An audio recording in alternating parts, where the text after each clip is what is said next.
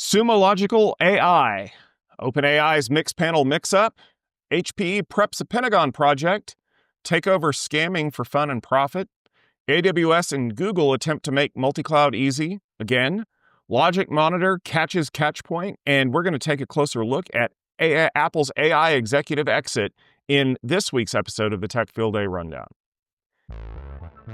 Hello, everyone, and welcome to the Tech Field Day Rundown. Today is the 3rd of December. We are in the final month of 2025, but the news just keeps on rolling.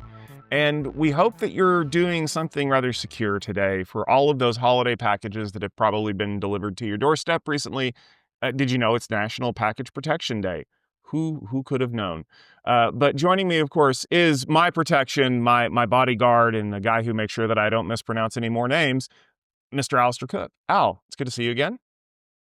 Always good to catch up with you, Tom, and to catch up with the latest news on National Roof Over Your Head Day. And I understand that that's fairly important at the moment to keep the snow off your head where you are. It also keeps the sun from burning my not-so-covered head. Yes, folks, this is the joy of having a global news show, is that some of us are super hot, some of us are super cold. But what is always hot is the news that we're bringing you this week, because we got some real fun stuff. We're going to kick off with a story from Sumo Logic, because they're rebuilding their AI approach with 2 new agents. One is known as the Knowledge Agent, and one is an SOC Analyst Agent, and an early version of Model Context Protocol MCP server support that will serve as a foundation for a more open, unified system for IT and security operations. This was announced at AWS reInvent 2025, which is happening this week. And the shift aims to make it a lot easier to manage many AI agents and improve collaboration between security and IT teams while also keeping humans in the loop. Full MCP platform support is planned for 2026, which will eventually allow organizations to plug in their own custom AI agents as AI-driven operations mature. Al, is Sumo Logic on the right path here by kind of revamping what they're doing and adding MCP support? Absolutely. I think this is kind of vital for anybody who is building applications that need to deal with a large amount of data, and particularly data from a variety of different sources. And that's essentially what Sumo Logic's all about, is ingesting all of your security-related log information, all of the data flows coming in. We've discussed this on the rundown before. There is absolutely a need for AI tools, and particularly agentic AI tools, to go and take actions in response to some of the agentic AI attacks that are turning up. So we're definitely seeing more of that arms race, and vendors in the security and logging and pretty much any defensive space need to be on board with making sure that they can respond as fast as attackers can attack. And this is, in itself, this is just following standard best principles around how you build security and defense. You need to be able to respond at least as fast as the attackers are changing their moves. It'll be a little while as we see the MCP server, which is going to allow us to integrate the Sumo Logic part of the AI into our wider AI context, our wider AI application set. It's coming. It'll be generally available in 2026, so you can certainly play with it now, and we're not sure when in 2026, because of course we are less than a month away from 2026 itself. Definitely seeing this use of MCP as a common way of gluing together multiple AI tools to get the best outcome that you can get. And Sumo Logic is definitely talking about having more of these agentic AI tools coming out over time. It's still fairly early in enterprise acceptance of agentic tools actually making changes to things like your security posture within your organization. And so it'll take a little while to build up the trust that these tools will actually do what we want and won't be influenced unduly, won't then become an attack vector themselves. Because, of course, any automated response system is an attack vector for an attacker. So lots of work to be done here. Great to see it going along. And of course, this was announced at AWS reInvent 2025, going on right now. We expect to have a lot more to say about what was announced at reInvent on our next episode of the Rundown. And I imagine there'll be plenty of AI in that. Speaking of AI, OpenAI says that a security breach at Mixpanel, it's a former analytics vendor, exposed a limited information for some API users, including me. I got an email telling me that OpenAI was aware that Mixpanel had been compromised and that names, emails, rough locations, browser details, and user IDs were exposed in this. It wasn't OpenAI systems that were compromised. It was systems that received data from OpenAI. So there should be no chats, no prompts, no API keys, passwords, or payment data involved. And OpenAI has removed Mixpanel, notified affected users, including yours truly, and is reviewing other vendors as well, because, of course, if one of the vendors can be compromised, maybe others. Users are urged to watch for phishing attempts and enable multi-factor authentication, as they should already have, and OpenAI will continue to monitor the situation. Tom, does this surprise you or give you any reason to be concerned about using OpenAI tools? No, it doesn't. And this is very reminiscent of last year's big Ticketmaster and Santander database breaches that all had the same common root, that they were all running Snowflake and somebody forgot to turn on two-factor authentication. This is kind of table stakes, if you want to call it that, when you are working with companies that you kind of partner with, and Mixpanel's no different. OpenAI's job is not to build analytics. Their job is to build an LLM that tells you how many R's there are in the word strawberry sometimes.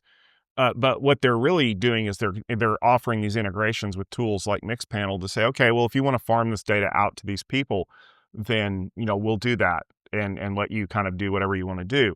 But how do you get the data from OpenAI into Mixpanel? Use an API. And that's basically what happened here, is that somebody got into Mixpanel and kind of breached their database. And when you breach them, you get all of the connecting information between Mixpanel and OpenAI, which in this case is names, email addresses, and API keys. First things first, invalidate all the API keys. OpenAI already went in and yanked Mixpanel out. It's not even an option. They slammed that door shut. But as I said on a recent episode of Security Boulevard, which I believe will be coming out in the next couple of weeks, this is kind of what you have to do if you want to enable systems to talk to each other, right? You can't close the door completely if you want to integrate. Think of it like an Active Directory federation. Like, there's a certain amount of information that I'm going to have to share between those two systems in order for them to be able to talk to each other. Does that mean that there is a possibility that something bad could happen if one of those systems gets breached? Yeah. But my job is not to prevent the communications. My job is to design the system so that if the breach does happen, it is minimally invasive and easily cleaned. And that's exactly what happened here. I don't necessarily fault OpenAI for this, because OpenAI did what any other company in this situation would do. They partnered with somebody that they said, we're reasonably sure that you're taking all those precautions. They didn't. They got breached. OpenAI closed the hole. Like, that's how you're supposed to do these things. So I think the fact that OpenAI had to disclose that they suffered from this because of one of their partners probably was more news than the actual breach itself.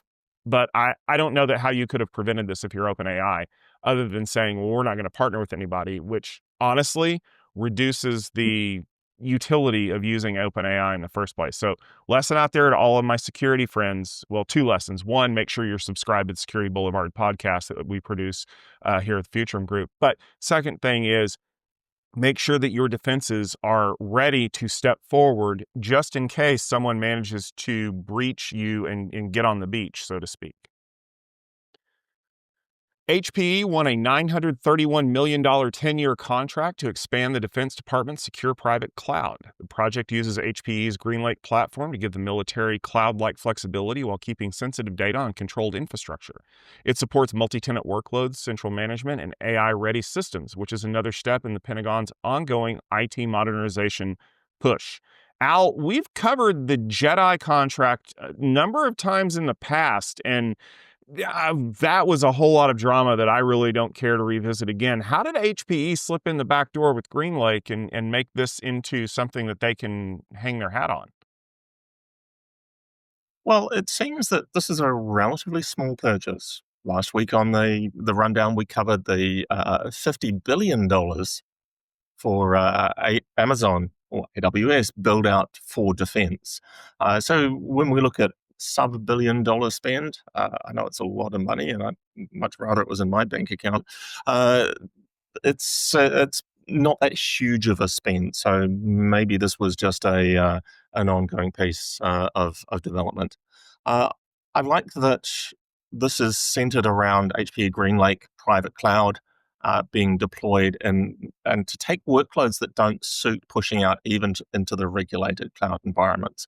Uh, Defense networking is always very complicated. There's always different levels of security required, and good, very strong isolation between the different environments, to be they secret, top secret, or operational, all of those separations. So um, this is again delivering things like AI readiness into the infrastructure for those more secure locations where you can't farm it out to OpenAI. And hang on, did we just mention that?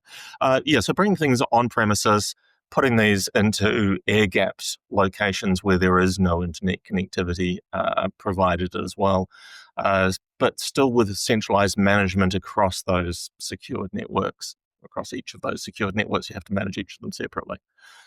It does sit within that wider wave of lots of money being spent on upgrading and improving the compute environment and modernizing applications for defense. Say $931 million is a good big spend for the customer who is, yes, buying some infrastructure, but on the scale of investments for government and defense spend, computing spend alone, it's not a huge amount of money. It is looking after those highly secured networks, highly secured applications, and potentially being used globally with thousands of users. So this could well be lots of very small, at least on defense scale, lots of very small deployments. I've seen entire clusters put into units that can be deployed out the back of a cargo plane and land on a field and then be assembled up. That kind of infrastructure is the kind of place where it really is air-gapped and needs to remain that way. There's no indication that this is about air deployable data centers, but it is HPE's GreenLake getting a big thumbs up from Department of Defense. The FBI says that scammers are posing as bank staff and they stole over $262 million this year by tricking people into giving up information they shouldn't. Social engineering is still at the core of a lot of hacking, whether that's login credentials or multi-factor authentication codes. Uh, all of the usual kind of ways of getting in front of people, text calls, emails, websites that look like your bank site and aren't. Um, all kinds of things. Attackers gain access to your credentials. They convince you to give them your information, and then they drain your money. Whether it's getting into your company's financial systems, payroll, crypto wallets. Account takeover and phishing is on the rise. Users are still practicing poor security habits. Experts suggest strong passwords, multi-factor authentication, and skepticism. My skeptical colleague will advise you some more on this, Mr. Hollingsworth. Go look up XKCD 538. Everybody knows this one. We don't need to create this massive quantum encryption state machine to steal valuable data from folks. We just drug them and hit them with a $5 wrench until they type in the password. That's really what this is about. As much as we talk about using AI to create these things and quantum resistant encryption and all this other stuff, most of the time, the fastest way to get access to a system is to call somebody and pretend to be IT. I reference again the seminal 1995 were hackers. Eddie Vedder doesn't work in accounting. He does not need you to read the number off the back of the modem to gain access to the tape library at the local public access station. The real ones know zero cool for life. No, this is a thing. We have gotten to the point where we really have educated people about as much as we can. We've just got to reinforce things. 1, strong passwords. But better than that, 2, multi-factor authentication and passkeys. I had to reset a password today that I managed to have forgotten.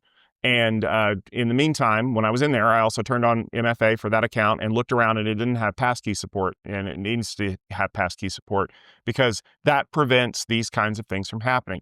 And third, and most importantly, never, ever, ever, ever give any of that information to anybody when they call you.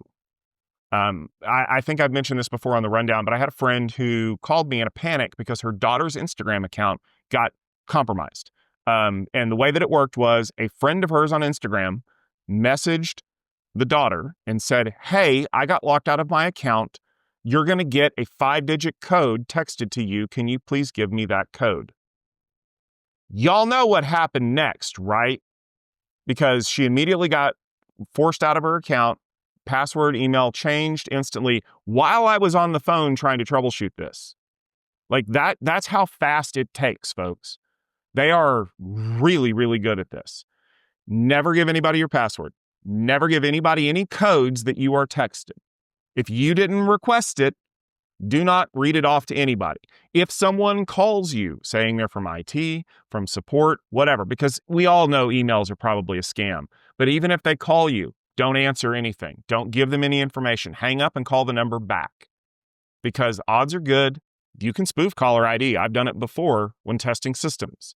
Odds are good that they're not doing it for legitimate purposes. But why would they want to steal anything from me? I don't matter to anyone. Really?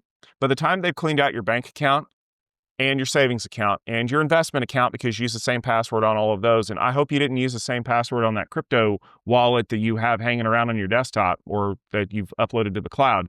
Do you see how it's basically kicking in the front door and swiping whatever they can get their hands on as fast as they can get to it before you can change all the passwords? Yeah, that's what they're looking for. They're looking for easy cash outs. And your bank isn't going to help you if you're the one who gave them all that information, because to them, it looks like a legitimate transaction. Be smart, educate yourself, educate your family, especially young kids and older parents and grandparents. Because if we can stop this, then, who knows? Maybe we don't have to have this story again. AWS and Google Cloud have launched a joint service that lets companies quickly set up fast private connections between their two cloud platforms. This partnership, which honestly is a little bit unusual for fierce competitors like AWS and Google, replaces today's complex manual multi-cloud networking with a simple click-to-provision link built from AWS Interconnect and Google's cross-cloud interconnect.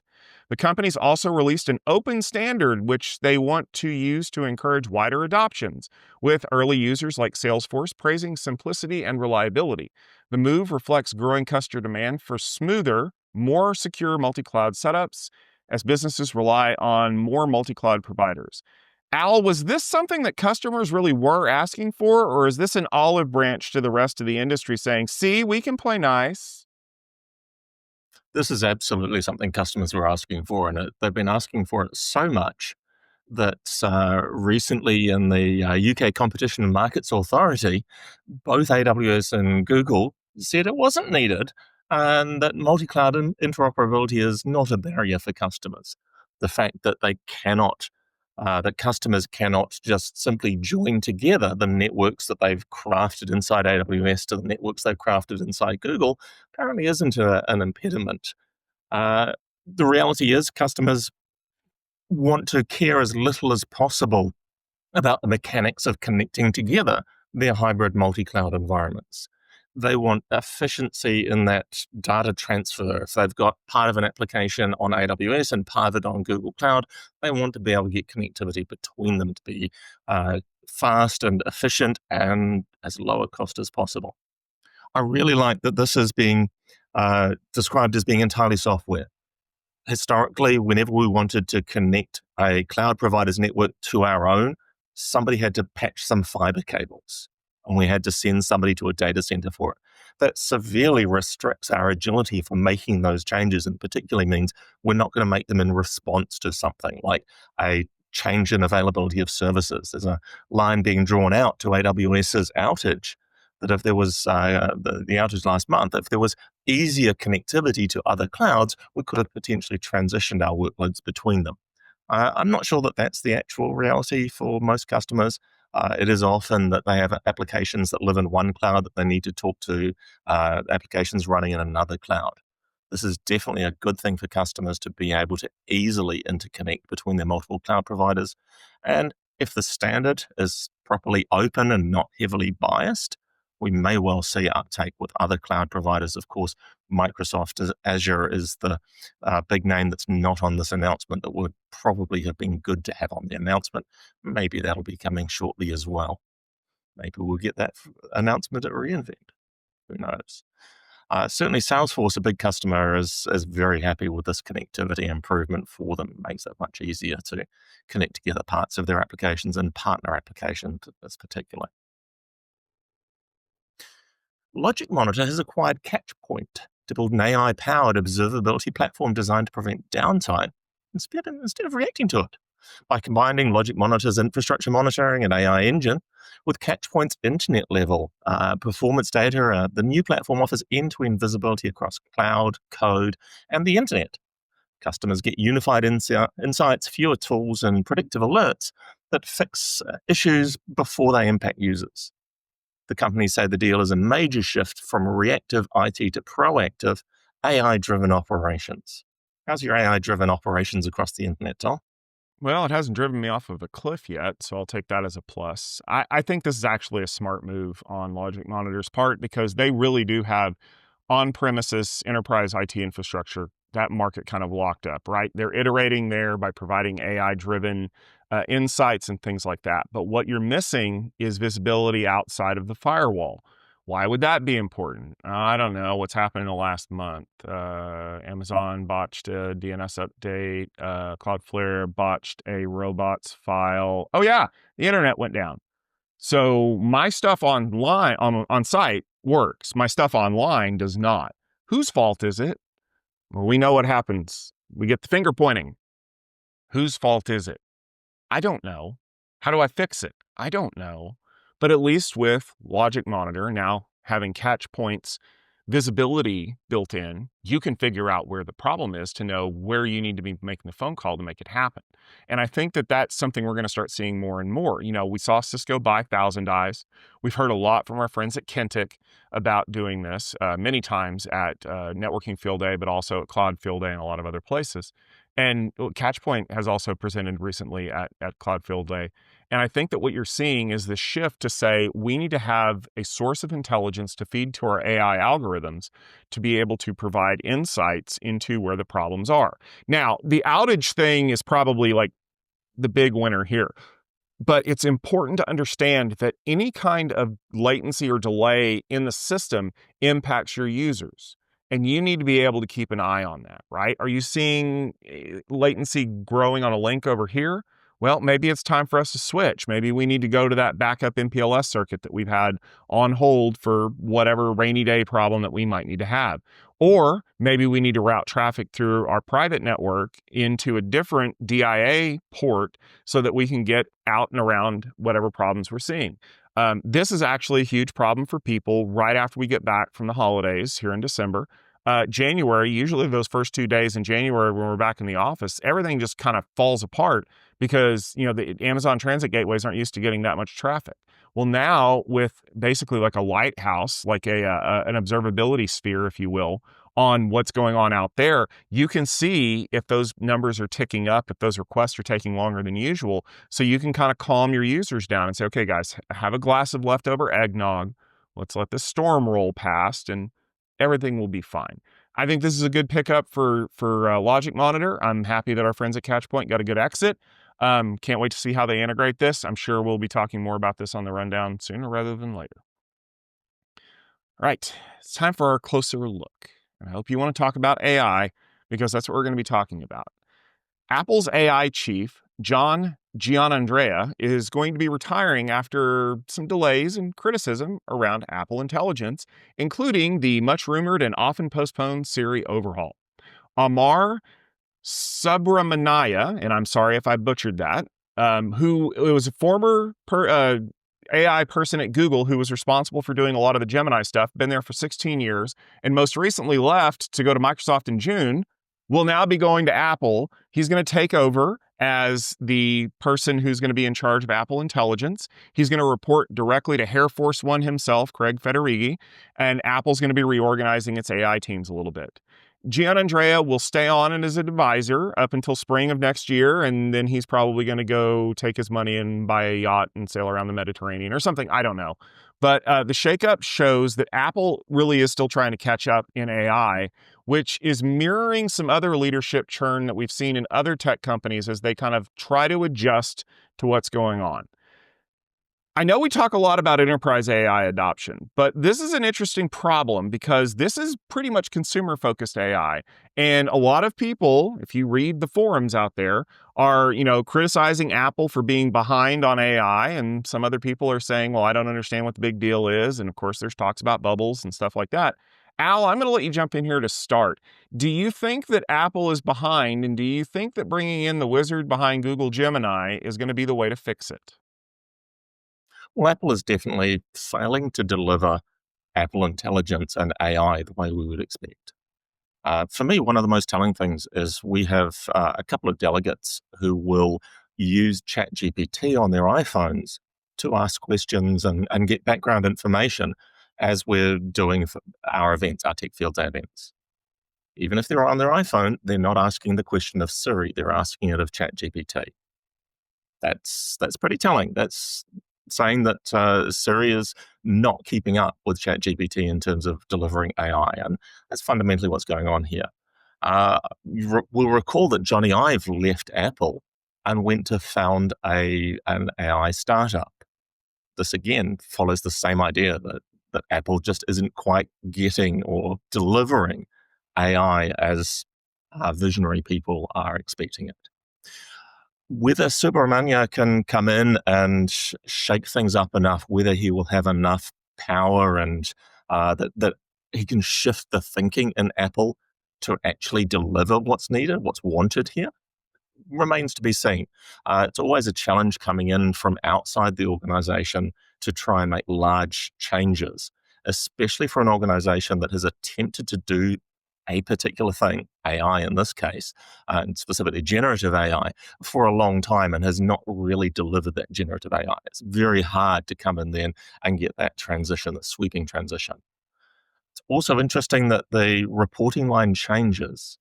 So Giannandrea reported directly to Tim Cooke, whereas Subramanya is going to be reporting indirectly. And that doesn't, to me, smell of we're going to really enable you to do big things and make big changes. Let's hope I'm wrong. Let's hope that Siri actually becomes the new interface that we're going to use to gain some insights about what's going on around us. Tom, I know, like me, you're an iPhone user and have had Siri at your fingertips. Has Siri done great things for you? Do you use ChatGPT on your iPhone? I actually don't. I've used some AI LLMs before, but I'm going to take a little bit of a contrarian view here because, well, it's my show and I can. What exactly did Apple fail to deliver on? Audience out there, I want you to leave a comment on this video. What did Apple fail to deliver on with AI? What exactly is the killer use case that you are looking for in an on-device AI? Is it to look up the batting average for the 1953 Dodgers at a moment's notice because you need to do that to win a bar trivia contest? Is it every tech bro's dream of having a system that will automatically make dinner reservations for you? That's actually a TikTok that I watched the other day. Every piece of AI that I have seen so far that is consumer focused is trying to get your phone to act like an automated executive assistant. I wrote a blog post about this recently where I said AI is designed by people who want people to do things for them. When you look at the executives, when you look at the senior vice presidents, when you look at the people who are showing all this off, what are they showing off? It will provide context so you don't have to read through things. It will give you insights, made up or otherwise, and it will make dinner reservations for you. It is a system designed to do things that I would have other people do. So is the killer use case for AI that I want to get rid of my executive assistant, or in the case of people like me who don't have one, do I want a system to do that? Is that what Apple missed on?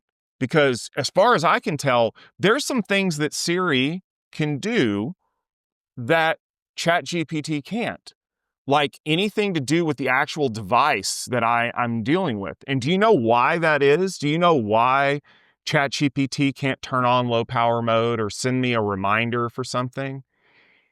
It's because of the privacy focus that Apple has had. And yeah, all right, you're going to leave a comment. You're going to tell me how Apple doesn't have a privacy focus and all that other stuff. And hey, I agree with you. What's Google's privacy focus?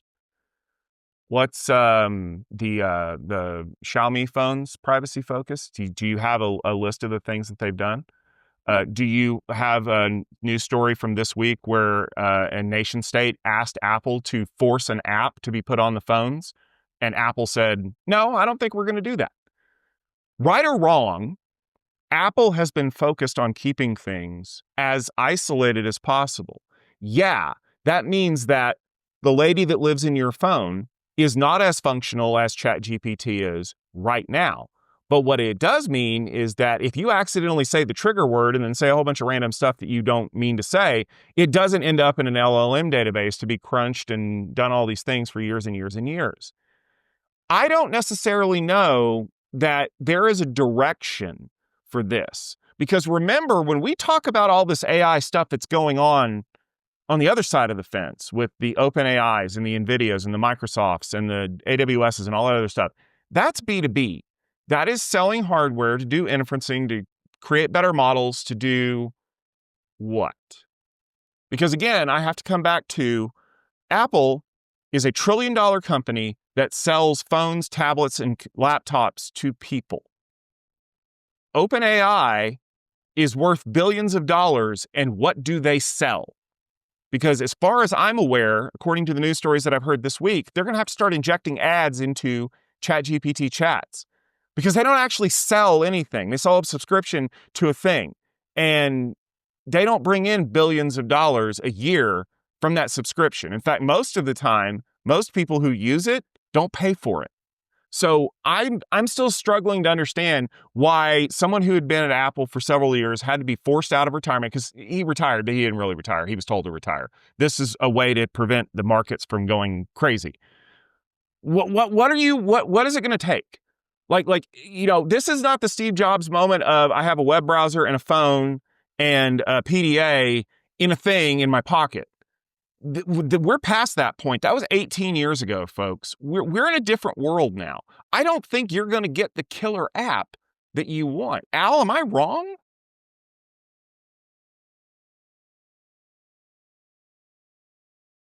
Usually. That's fair. That's fair.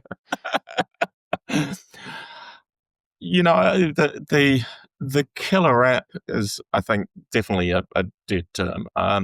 The killer use case of not having to wade through nearly so much information, not having to try and find the little bits that I'm interested in the flood of information, or to be able to find the place that I want to go, the person that I want to talk to. These are the things I want from AI. I want it to take away all the drudge work. So, yeah, booking a hotel is an entirely relatable piece of drudge work, but being able to look at the 600 emails that have come into my mailbox and actually intelligently work out which ones I need to act on, that's the kind of thing I want from a good AI.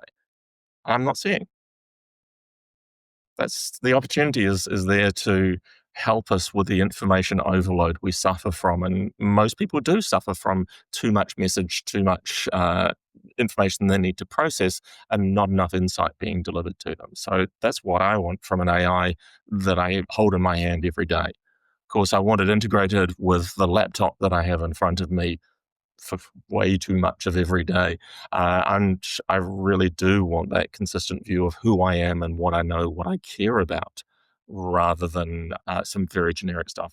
I have found Siri quite disappointing at finding even as simple things as tell me where the nearest supermarket is when I'm sitting in the car park of a supermarket, and Siri doesn't tell me that supermarket. There's a whole lot of things that are challenging for me in Siri, and more development towards that intelligence, or at least the ability to handle large amounts of unstructured data and turn it into some semblance of insightful data would be very helpful.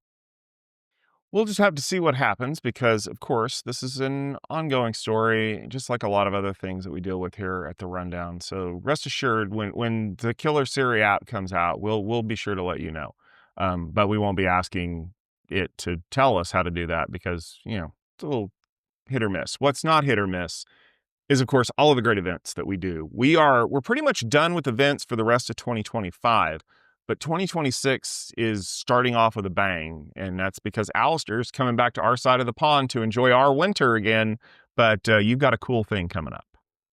I have a cool thing, although it'll be for a winter, it'll be a warm thing because we will be back in the Santa Clara region around Silicon Valley for AI Infrastructure Field Day 4. I'm not expecting any snow, but it should be cooler than it is here in January. So, the end of January, we have currently 6 different companies presenting. Lined up to present over the 3 days of the event. Quite a few more that are going to join in as well.